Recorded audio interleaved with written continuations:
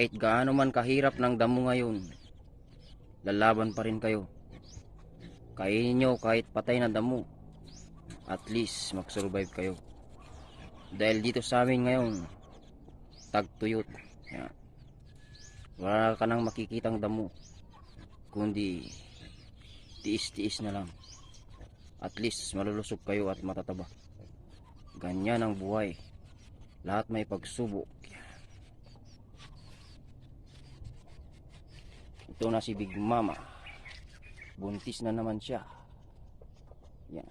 Kaya na nang harapin lahat ng pagsubok